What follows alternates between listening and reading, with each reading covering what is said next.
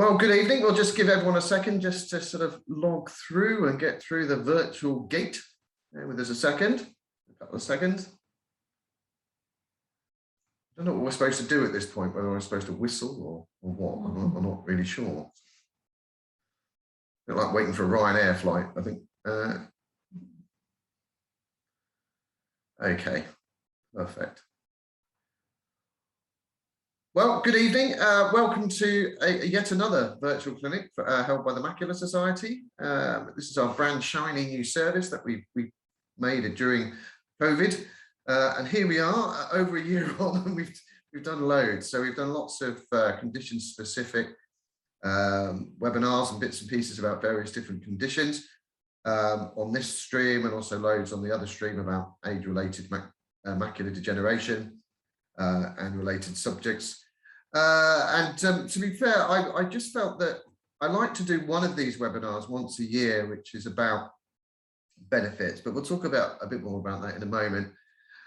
So you'll notice that this is now the full webinar package. If you've joined us before, it was like the meeting version. So we've got a little bit more control. You'll be able to listen in, but not speak. And obviously we can't, you won't have your videos on, which is great. But you are able to interact with this session, and you can do that through the chat function. So you'll hear, if you put anything in the chat, you'll hear my shiny new support worker, Jess, reading them out, because you may or may not know that I have sight loss myself and I can't read the chat very easily. So it's just a bit easier if she does it. So as I say, we're going to talk about benefits this evening, and hopefully we'll cover everything that people want to know around welfare benefits and statutory entitlements, because they're slightly different, but they're very important at the same time. So we're going to cover, initially, we're going to talk about registration, because it's a question lots of people ask. Now I'm registered, am I entitled to something? So I think if we just cover registration to begin with, and then we can understand a little bit more about registration and how that happens and how it can support you. Then we're going to talk about personal independence payment, PIP. And then I don't know the age of people on the call, so it's only fair that we also talk about attendance allowance, which is a bit like PIP, but it's for people who are of retirement age. And then we'll have a chat about universal credit, if we've got some time, employment and support allowance, and even access to work. So it really does depend on the length of time we have. We've got about an hour to fill. We hopefully will cover most of that. But the most important thing to do with this session really is to be as interactive as possible. So if you find the chat and you can ask some questions, please fire them out. I'll ask Jess periodically as we're talking about different subjects if any questions have come through. So as I say, so we'll start off with registration, then PIP, then attendance allowance, universal credit, ESA, and then if we've got time, we'll even have a little go at access to work. So just to give you a little bit of an outline of where we're at. Okay, so we'll start off with registration. Now, lots and lots of people with macular disease will get to a point where they may need to be registered as either sight impaired or severely sight impaired. So that's old style partially sighted, or the B word, blind. I know we don't like to talk about it, but that's what it was back in the day. Now, the funny thing is, as we probably know now, that you can be registered as severely sight impaired blind with macular disease and just have no useful vision in your central field, which makes you, well, makes you have a vision which is so unuseful that it can make you, well, under the law at least, a blind person, someone with a severe disability. It's a very difficult thing to accept, and I know that people find it difficult to understand that actually with the level of vision that they have left, that they can be registered as severely sight impaired. And also sight impaired, but this does protect us, and I say us because I'm registered as severely sight impaired, and I have been since I was 17 with Stargardt's disease. So it does protect us under the law. It's most important to remember that. So even if you don't appear to be getting any entitlements because of registration, you are protected under the Equality Act 2010 as somebody with a disability. So registration, how does it start? Well, you know, you get to the clinic, don't you? And you do the old reading of the old Snelling's chart at the beginning, the old ABs, the letter chart. I used to cheat when I did that when I was a kid. I used to look as I was going through the door. But Professor Bird at Bristol Eye Hospital was aware. So we used to go down the end of the room and turn it round to the new one. Anyway, so, and it depends on how many lines down that you can read. And I do say lines down, because most people with average sight, they go to the optician and they get told to read from the bottom up. But if you've got, when you get to the eye clinic, when your eyes are a bit poor, and you start to read from the top down, and they're interested to see what levels that you can see. Now, I'm not going to go into too much of the nitty-gritty of this, but the rules are very straightforward. You need to have significant loss of sight in both eyes to be registered as either sight impaired or severely sight impaired that cannot be corrected by glasses. And as a ballpark, if you think about the Snelling's chart, to be registered as sight impaired, you need to be able to not be able to see or see less than the third line down. So that's what's called 6/24, which is means someone with average sight can see at 24 meters what you can see at 6 meters or yards in old money, whichever one you prefer. So theoretically, to be registered as sight impaired, you need to be 4 times closer to something to be able to see it properly. I hope that makes sense. Now, for being registered as severely sight impaired, you need to be able to see less than the top letter, which is 6/60. So that big old vowel they usually are that sits at the top on its own. And that's 6/60. So that's what you can see at 6 meters. Somebody average sight with average sight can see at 60 meters. I can't even think what that is these days. That's a long way. So that if you see less than that, then you can be registered as severely sight impaired. Now, the only person that can choose to do that or register you as sight impaired or severely sight impaired is the consultant at the eye clinic. Then it gets sent off to, once that's happened, it gets sent off to your GP, and the local sensory support team in your local area, who offer all that fantastic practical support with supporting you around learning how to clean your house and mobility and all that kind of stuff with your newfound sight loss. But does it entitle us to benefit? Well, absolutely it does. There are a few things that we automatically get if we're registered sight impaired or severely sight impaired. Now, there are a few more for people that are registered severely sight impaired. So we'll start with them and we'll add the sight impaired at the end. Now, there's a really good thing about being registered as severely sight impaired. It's that you get extra money on your tax flow. But no one likes paying tax, do we? So we want to pay as little as possible. So your PAYE code at the moment, if you're working, will be about 12,005 quid or something like that. Now, if you're registered as severely sight impaired, you can have an extra 2,490 quid on that. So that's money that you can earn before paying tax. Now, obviously, that's split through the year, and it's called the blind person's tax allowance. Now, you're not going to see that money in your pocket. It really does depend on what you earn to how much of that you will see. Now, the great thing about this is that if you didn't know that you were entitled to it and you are working and you are registered severely sight impaired, please contact HMRC and they will give you a very lovely backdate. I promise you they will.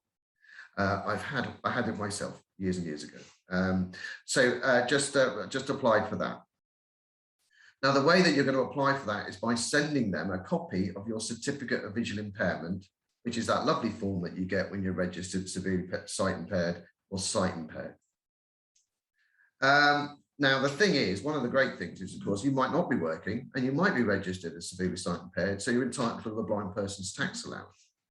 So if you are entitled to that because of being registered SSI, you can pass that on to your married spouse, so your husband or wife, or your civil partner. But you have to be in a civil partnership or married. You can't just hand it over to the person that you're living with, sadly. Even if you've been living with them 20 years, 30 years, doesn't really matter. You have to be married or within a civil partnership. So that's the blind person's tax allowance. The next thing on that little list is you get a half-price TV license, which is rather useful. Again, certificate of vision impairment to TV licensing, and they will adjust it for you, which is quite nice. So it drops it from something like 140 quid to, I think it's £78 a year, I think, now for the blind person's, for the TV, like half-price TV license. Nice thing, saves a couple of quid, doesn't it? So that's very nice. Again, it's only for people registered as severely sight impaired, terribly sorry, unless, of course, you're over 75 and on pension credits and things like that. So that's the other way, and that, of course, that then becomes free.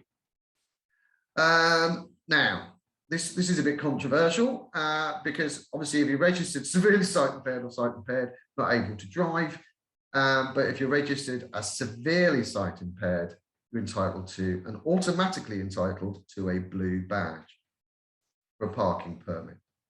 Costs £20, lasts 3 years, it pays for itself really quickly. I would suggest that if you're registered sight impaired and you have some other conditions, maybe a bit of arthritis or some mobility issues, maybe you want to apply, because compounding conditions can sometimes help get a blue badge. It might have to be reviewed a bit more quickly by the local authority, but again, it's possible to get it. My advice is, not my advice, but the way to apply for one of those is just through online. It's the best way of doing it. So if you need a bit of help with that, get a friend or a family member or someone to help you out doing it. It's by far the easiest way of doing it. And just send your proof through the post and they send it back on recorded delivery. My advice is obviously, because you're going to use your certificate of visual impairment quite a lot, maybe take some copies and send copies out rather than your actual originals.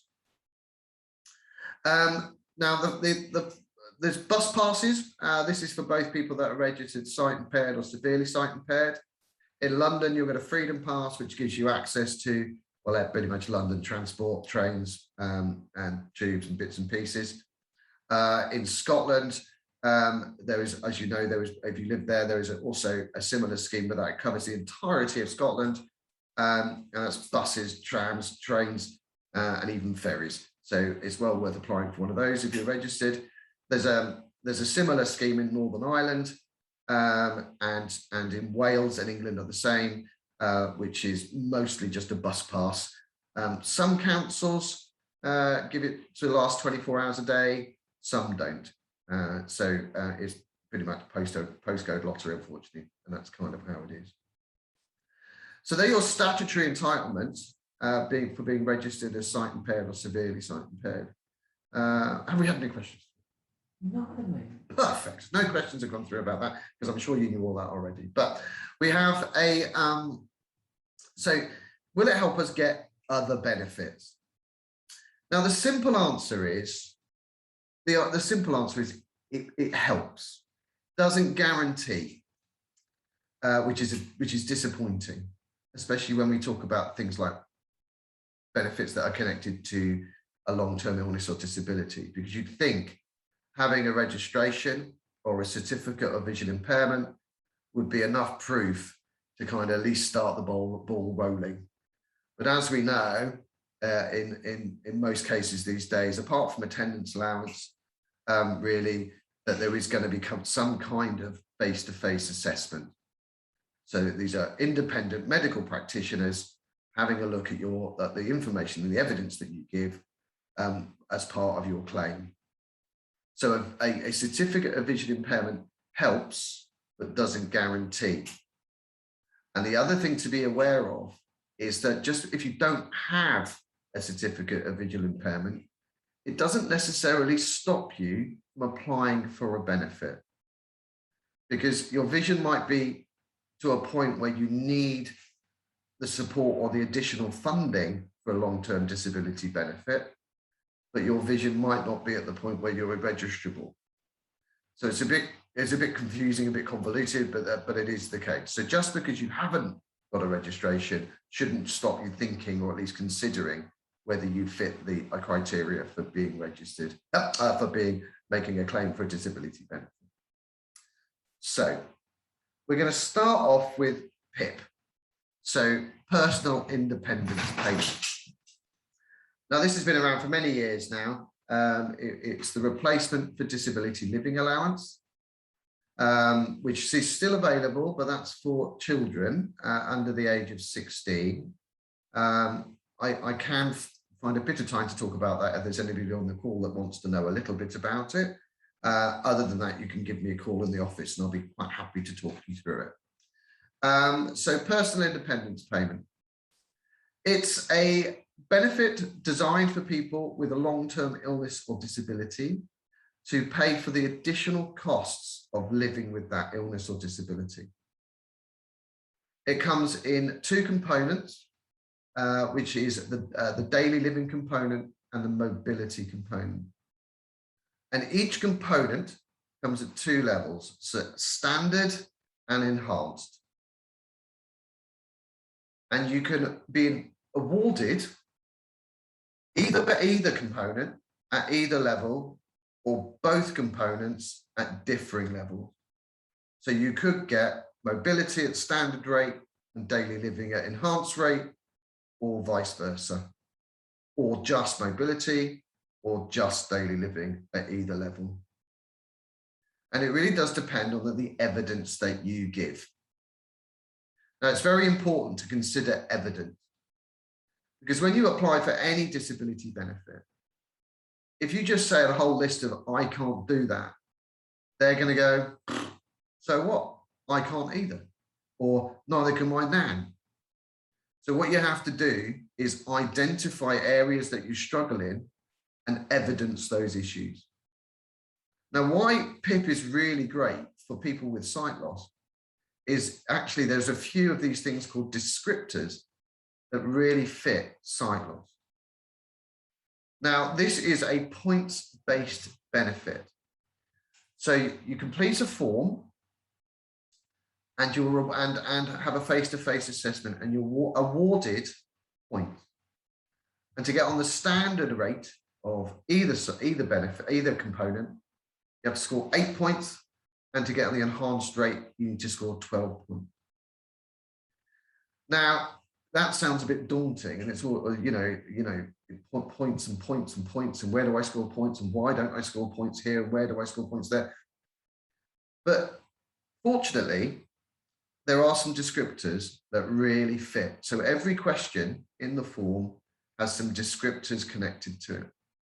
And for macular disease, so for central vision loss, the one that I like to concentrate on is descriptor 10, or question 8 in the form. Oh, that's the other way around, but I don't suppose it really matters. Which is identifying signs, symbols, and words. So reading, that's what that is. And we can dress it up as how we like, but it's reading. So if you struggle to read, or you use an aid and appliance, maybe a magnifier or your mobile phone, or somebody else to read for you, you will score points on not being able to read. And if we think about central vision loss and what it does, it reduces our fine detail. And by reducing our fine detail, it reduces our ability to read very easily. So theoretically, you should be able to score some points. Now, if you're registered as severely sight impaired, you're going to struggle to read print at all. So either it's going to have to be read to you electronically through maybe a voiceover on your iPhone or something on your computer, or somebody has to read for you. You're automatically going to score 8 points if you can evidence that. So when you fill the form in, You explain how what you do to be able to read, that you can't read, and somebody reads your letters for you, or somebody, even the bus driver, you know, or the lady in the shop who's reading your products for you off the shelves. When that person's reading for you, that counts. So if you can't read at all, you'll score 8 points and you'll be on your standard rate of the daily living component. However, the majority of people will use an aid or an appliance, so maybe a magnifier or something like that. And if you struggle to read basic text, so simple language, that's just sort of emergency reading, really. Maybe the price of something in a shop, and you're using a magnifier. That should score you 4 points. So you just need to find another 4 from somewhere else, and that will get you on the benefit. And you can fit, the reason I talk about reading is because you can feed reading through the entirety of the benefit claim. So anywhere through the benefit, through the claim, really. So we're thinking about in the kitchen with things like sell-by dates, actually finding and identifying food in the cupboard. Fine detail, so fine detail when cooking. So is sort of seeing if the food is cooked, chopped up in the same shapes and sizes, so it all cooks at the same time. We have just had a question through for it, actually, just bear with me then, yeah. We've had a question from Celine saying, does the vision impairment have to be in both eyes to be eligible? It does, but it can be at different levels, I suppose, is the answer to that. If your vision is pretty good in one eye, you'll start to struggle to prove that you're having a functional difficulty. However, if the vision is in the eye that's a bit better, is still quite poor, then it won't stop you. But again, it's about explaining and evidencing how that affects you. So it could be the fact that you need to put a light on to adapt the other eye, and as soon as you put that light on or a task lamp on, that's an aid or an appliance. So you'll be able to you can count that, write that down as evidence, and that will count towards the claim. Just had a comment saying it poses difficulty with depth perception and steps, etc. It does, and we'll get to that in a bit. Just when we talk about the sort of mobility component, because that's probably a better place to talk about that. So just think about where you can identify those areas with fine detail across your daily functional life.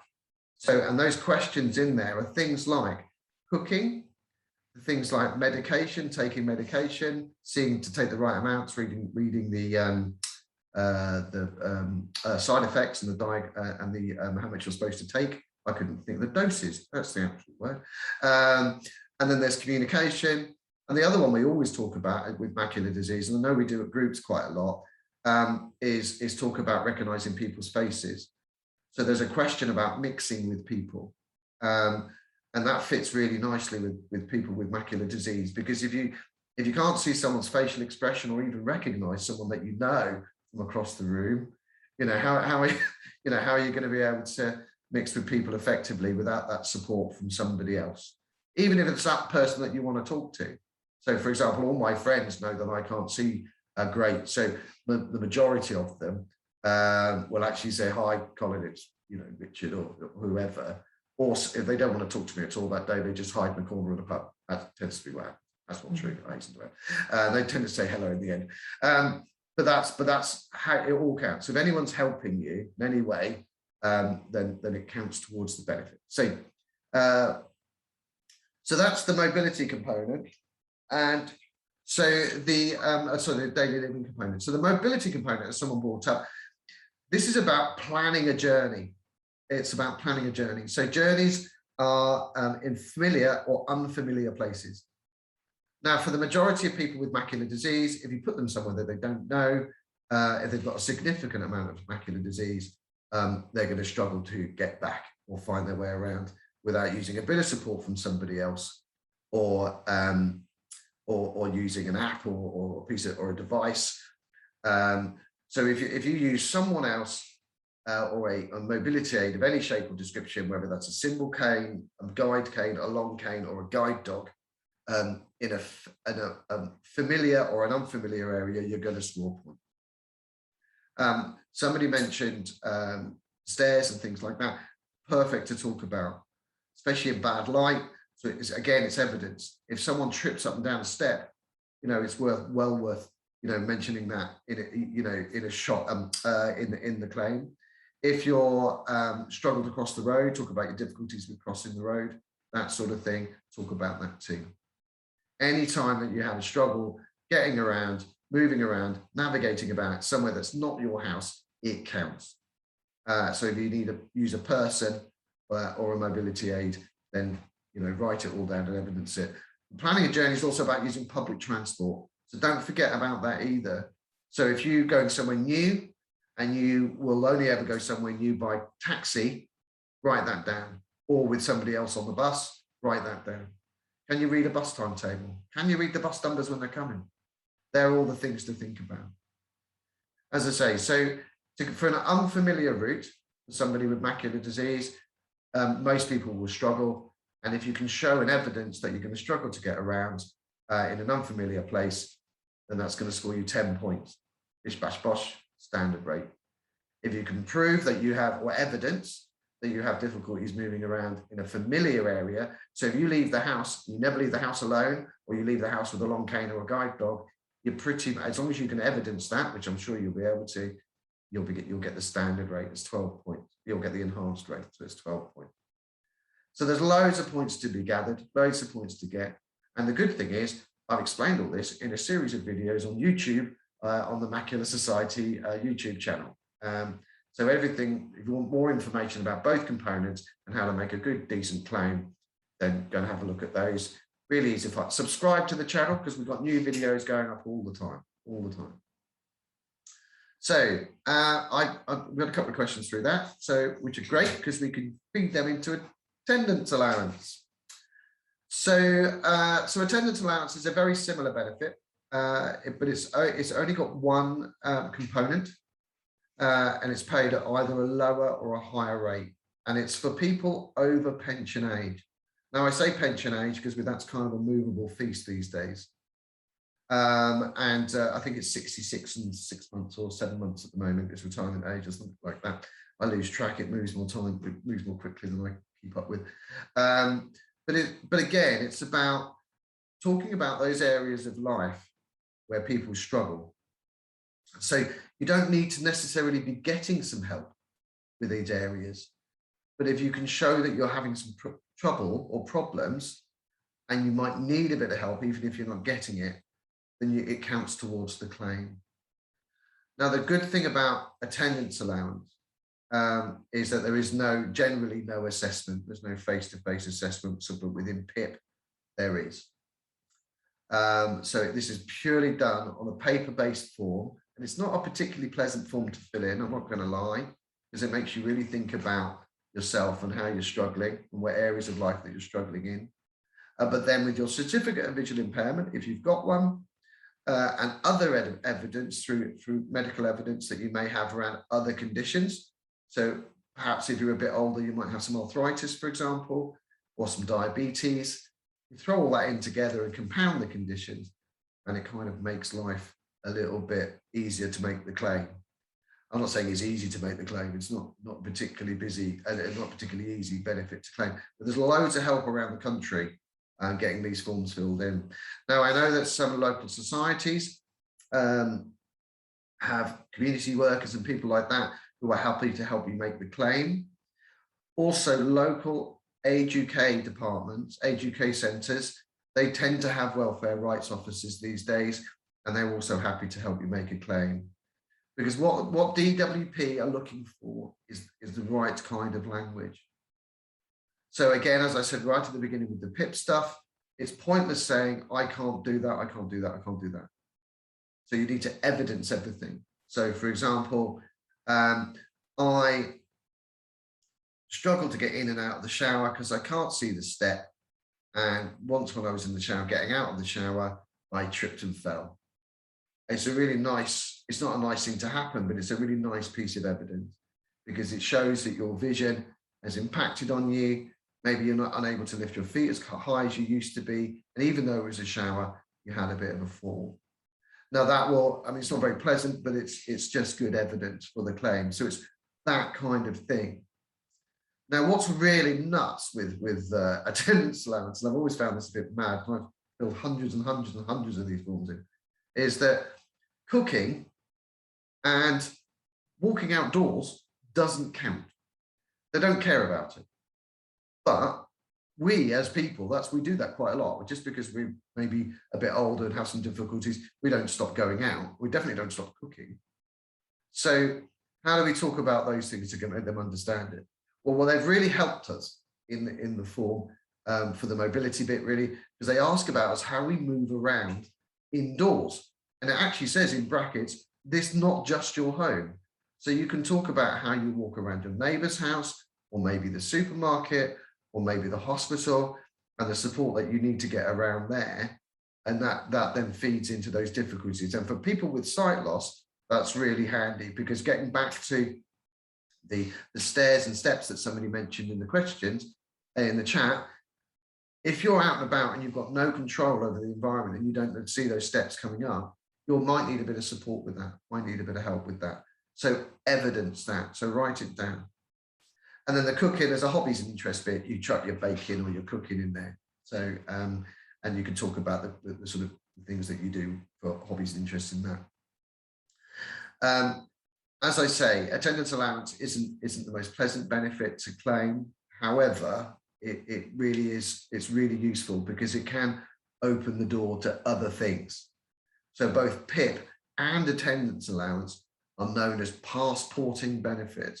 And that means what if you get a benefit, if you get either PIP or attendance allowance, and you're on other benefits, or maybe you're on pensions and a bit older, that might open the door to other benefits like pension credits and maybe some universal credit and bits and pieces. Doesn't always, but sometimes it does. It really does depend on your circumstance. Now, one of the things that people have asked me over the years is they've said, I mean, I've been doing this welfare benefits for over, well, gosh, it's 13 years, 14 years now. They said, well, how do I know if my disability is affecting me enough to make a claim? And one of the things, I actually, funny enough, I spoke about this earlier with someone on the phone. One of the things you can do is that you can write a diary.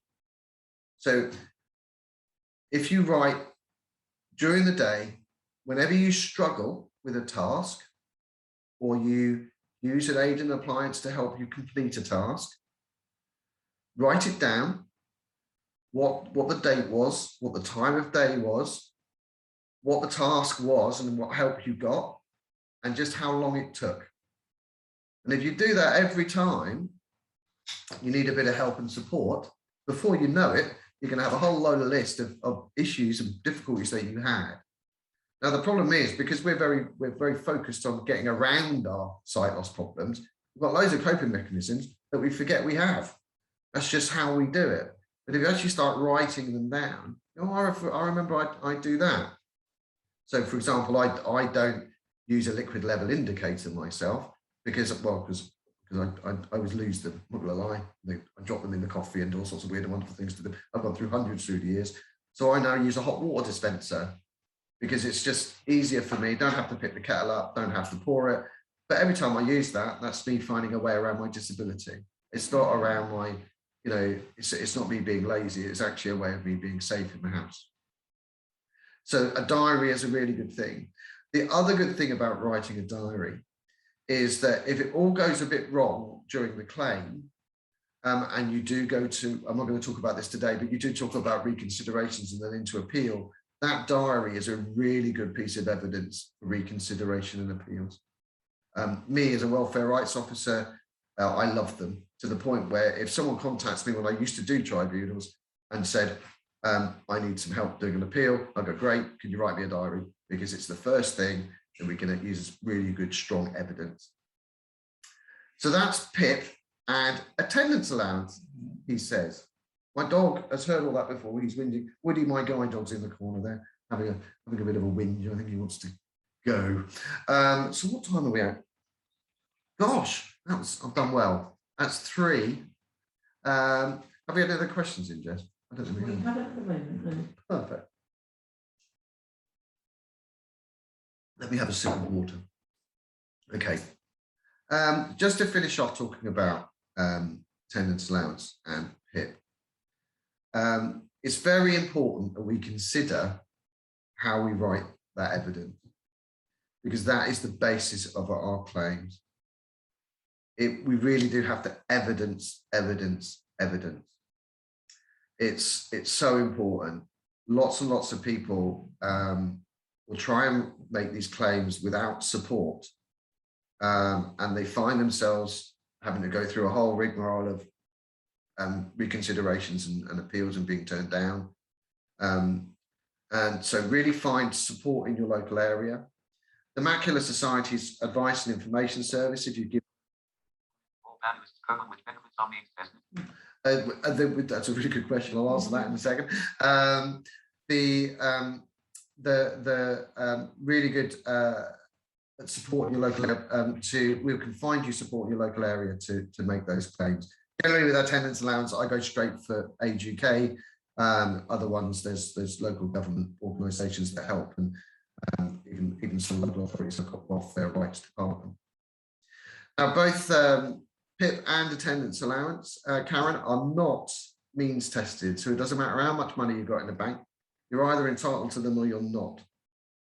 But means tested benefits, this is a massive subject, and they're all encompassed now by something called universal credit, which I'm sure we've all heard about because of the £20 COVID uplift being taken away quite recently by the Chancellor and by the government.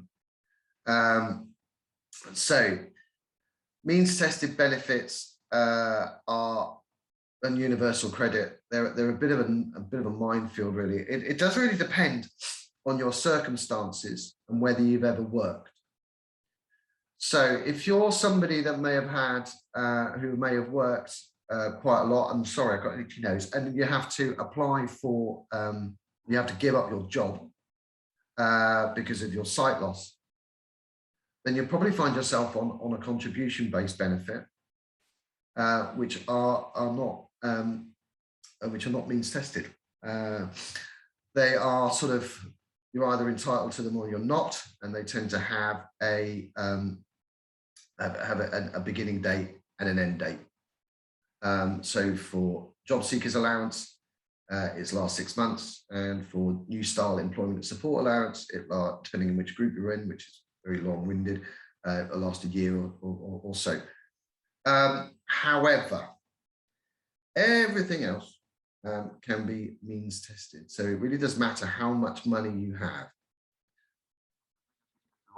So they want to know whether you have, what money you have in the bank, whether you own your home or not, or whether you buy or rent.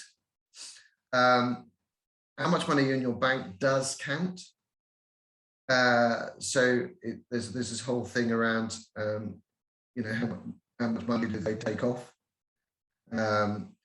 What pensions you're on, other monies, military pensions, all these things get taken into consideration with means tested benefit. I just had a question for you from Patricia.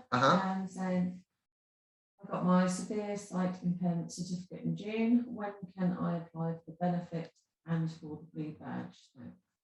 Okay, perfect. So for PIP or attendance allowance, there is a slight time delay, but your certificate doesn't matter.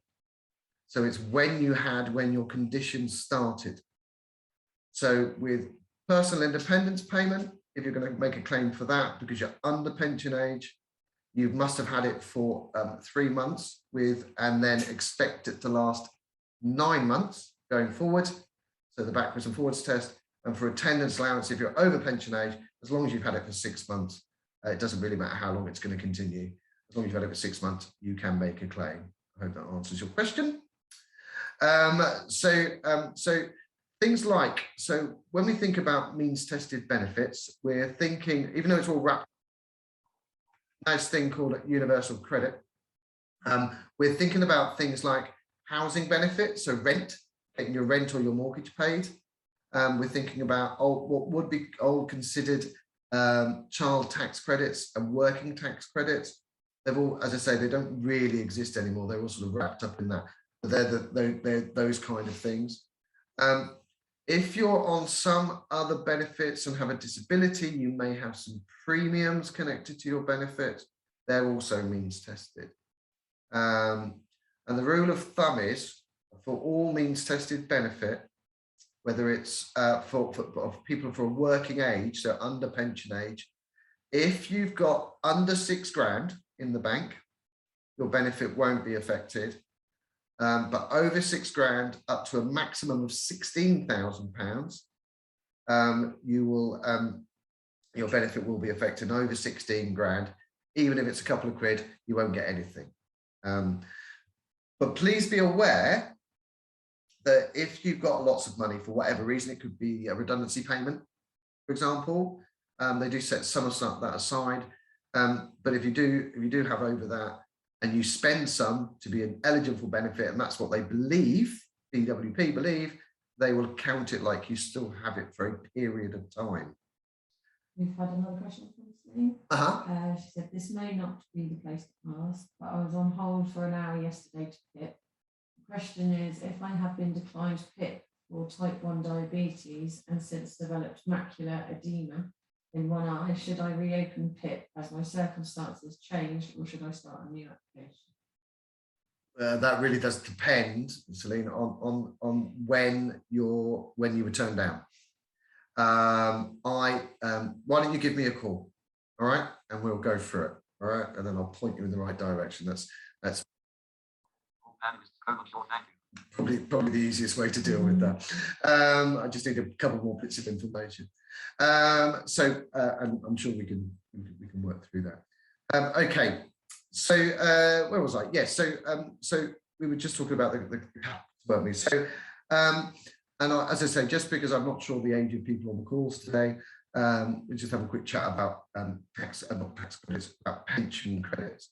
Now, pension credits are also means tested, but so there's a point where the money where pension credit will stop, but there is no. It's funny. It's up to 10 grand, but then they say there is no upper limit. There is reasons for that are very long-winded and very boring, because you move from one benefit onto another, one type of benefit onto another. But it's but if you're getting any type of pension credit, whether it's pension credit or pension savings credit, you should be entitled to some other taxable means tested benefits, things like council tax relief, housing benefit, that sort of stuff, if you're paying rent and stuff. So it's well worth having a bit of a think about it. Means tested benefits are a nightmare. So universal credit's a bit of a nightmare because it really does depend on your circumstances, because it takes a whole it encompasses your whole circumstances. So that's how old you are, what your relationship status is, how many kids you've got, how many kids you're looking after that you don't have, that aren't yours. So all of those things are taken into consideration. It's very complicated, and I'm going to say it's not that accessible either, because you have to do it on the old journal these days. You can ask to do it over the phone, and it's possible to do it, but it's just not the most accessible thing to do. But it is what it is, and we're kind of stuck with it, unfortunately. So the next thing, just briefly, so if you have to give up your job, there's a question I get an awful lot. Lots of people ring me up and talk about having to quit their job. My advice to people is always never to quit your job until you really have to. Always ring somebody and get some advice, good, strong advice. If you work for a big company, most of them have a massive have sickness policies and things in place that you can use to your advantage.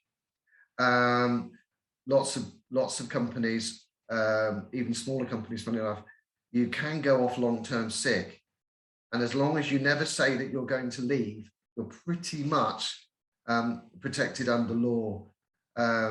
it's employment law is incredibly complicated, but never, ever, ever say to your employer that you're going to leave if you're off long-term sick, because as soon as you do, the door opens ever so slightly. And there's lots of things that you can consider in a job that to maybe move, be redeployed. Obviously, there are jobs that people with sight loss can't do. You know, I had a spate about last year, middle of last year, I think I spoke to about 8 lorry drivers on the bounce. And obviously, I mean, if you lose your vision or become registered or, you know, it gets to the point where you can't drive a truck, you know, that's probably a job that you can't do. But it's about looking at the other aspects of the job and seeing where you might be able to fit in. So going off sick is always a good thing to do. Doesn't make you feel very nice, I know that, but it protects you and it just gives you a moment to as I always say, take a breath, get some strong, good advice and reevaluate your situation.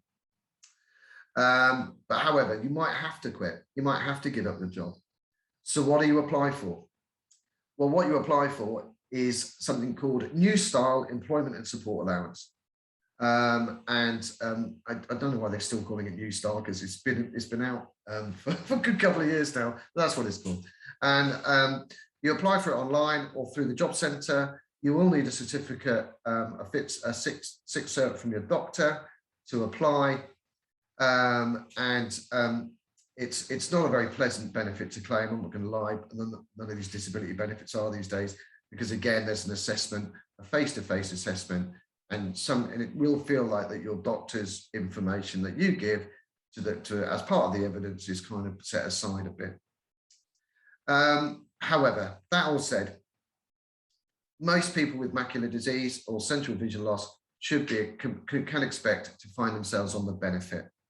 It's a bit of a roller coaster getting on there, and some people sadly have to go to appeal and all sorts of that kind of nonsense. However, but the process is very simple. So you have a sick certificate from your doctor, you apply online or over the phone, and then you'll get sent a form called the UC50, because it is connected to Universal Credit, which is a medical form basically. And you fill that form in and tell them all about your condition.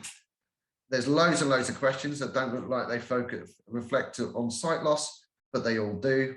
I'll use them. I would always suggest for any benefit where there's questions about your medical side, use the questions as a bit of a guideline, a bit like a politician. You know, when a politician is asked a question and they take the bit of the question they want and answer the next bit, do that.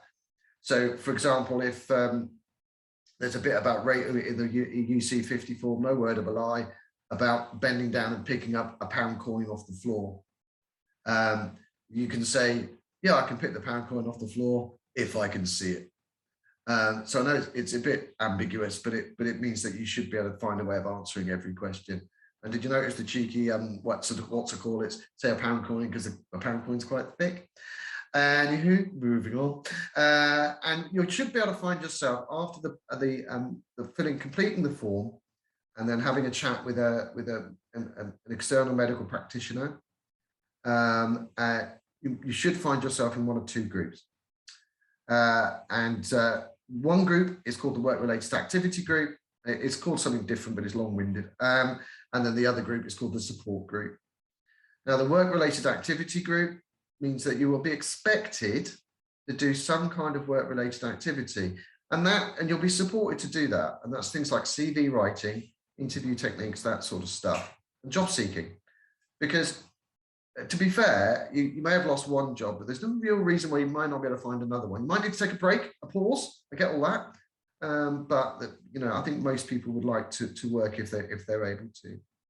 And the support group is a group where they would kind of just accept the fact that your conditions mean that you're unable to work, and they kind of leave you alone. But sadly, both of these groups are generally time limited, so you'll have to be reassessed over time. Sometimes it can be a year, sometimes it can be up to 3 years. We just had a comment from Greg saying there's a backlog with ESA. I've been waiting 4 months for an assessment. It's very frustrating. I can imagine it is. The only solace that I can give you is that it's unlikely that you'll have a face-to-face assessment.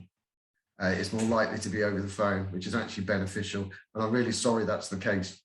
But they will keep you on what's called, as you know, Greg, what's called the assessment rate until the decision's been made. But keep pushing for it though. And I would, if you really, really want your assessment, make a complaint.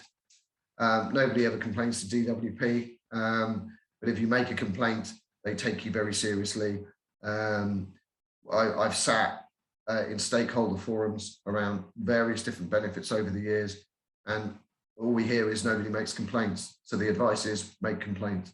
It does seem to shift things along a little bit. But I'm sorry that you're having to wait for that period of time. Now, as I say, ESA is not the most pleasant benefit, but it does mean that you won't be under the rules of job seekers allowance, which means you won't have to search for look for work if you're in the right group, and you get a little bit more time and a bit more support to do that. And I you know, it's not the nicest benefit in the world, but at least it gives you a bit of breathing space. So anybody that gives up their job because of sight loss, don't go on to universal credit or job seekers allowance. Always claim, get a 6 certificate, and always make a claim for employment support allowance, because even though it's not pleasant, it's the best benefit for you to be on, because it just does give you that space. Well, I'm aware of the time. I can prattle on for about this for hours and hours and hours. 1922. So we've got about 8 minutes to sort of talk about anything else, really. If anybody's got any questions about anything we've talked about so far, give me a bit of just drop a question and Jess will holler it across the room to me. But I will just sort of keep going down the employment support route, I think. Because I talked about, before I talked a bit about ESA, about how we can use a period of sickness to maybe consolidate and make decisions. And one of those things we can use is something called access to work. Exactly the question that just came in. That's correct. So access to work is a brilliant government scheme, and it's been in place for many years, and it's one of the government's best held secrets. And it really does support people with disability, not just with sight loss, but with disability as a whole. And it does it in various different ways. And one of the most important things that it does is that it offers what's called a workplace assessment. And what the workplace assessment will do is it will look at your job, what you do, how you do it, and it will establish areas of what's called reasonable adjustment or changes that can be made to your job or equipment around your job to be able to keep you employed. Because at the end of the day, none of us really want to quit our jobs. We want to find ways that we can stay employed the length of time that we want to be employed, so we have some control. So access to work-based assessment.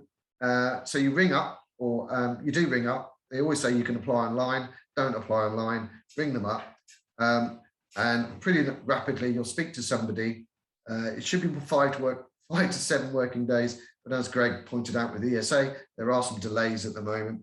But so someone will contact you, and you'll be contacted by an advisor who will take information about your job, your line manager, everything really around your work and the things that you feel that you're going to struggle with, and they will sort out an assessment for you. Now, the thing is, what they can do is there's various things. So you can have they'll look at your job and they'll say, right, actually, well, with the level of sight, Mr. Daniels will need screen reading software. Now, screen reading software for any employer is quite expensive. So £700 plus. So if it's just a big monitor I need, or a bigger monitor, now that's a reasonable adjustment. The Access to Work people say, no, that's a reasonable adjustment that should be forked out by the employer, and rightly so, frankly.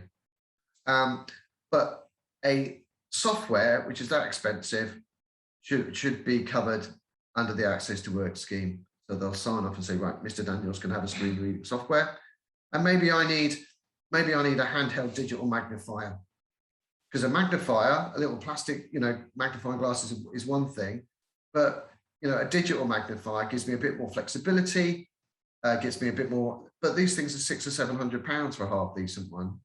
So again, that falls outside the remits of a reasonable adjustment, and Access to Work should cover that. So I'll be assessed for any equipment that I require that will keep me employed. It could be that I can't drive, which I can't, but and the bus transport, public transport is a bit of a difficult thing to get to work, and so they will also cover taxis to and from work, which is amazing. So again, it's a really good thing to have. It just takes the stress out of getting to work. Also means that if your bus pass is only off peak because your local authority are oiks, then you're not having to struggle with the bus. And personally, I like getting on the bus and going to work. I have no problem with it. But if you like to get a taxi, that's available through the Access to Work scheme. Now, and maybe your job has some things that just with no will in the world, there are no ways of getting around the difficulties that you're having through site to do it. So you might be able to be lucky enough to have someone like Jess, who will offer sighted support for those areas of the job that you're not able to do. So, for example, this evening I'm unable to read the chat. So Jess is over there just making sure any questions come in. She's hollering them out, so I'm able to answer them. Obviously, that's not just what she does. She does a bit more than that, I hasten to add. But it just means that I'm able to stay sort of active and proactive in my job, and stay productive, and that's the most important thing. So Access to Work is a really good way, and it's through those three things: so travel to and from work, equipment and things inside work, and a support worker if you need one, all established because it's based around this thing called a workplace assessment, and it's so important to have that. And it's free. Sometimes there's costs to the employer, sometimes there isn't. It really does depend on your circumstances and who you work for. But I think it's a really good thing to apply for. One last question, I think it's just coming. So someone's saying many thanks. See you next time. Perfect, brilliant. Well, we have come to an end. I've covered quite a lot of information. I really recommend that you go back and watch some of this. I do have fact sheets available on PIP, Access to Work, attendance allowance, disability living allowance for children. There's a couple of videos on YouTube that I've also done on PIP and bits and pieces. There's a whole series of employment videos that I've done with a colleague of mine from Support for Sight in Essex. Have a look at those too.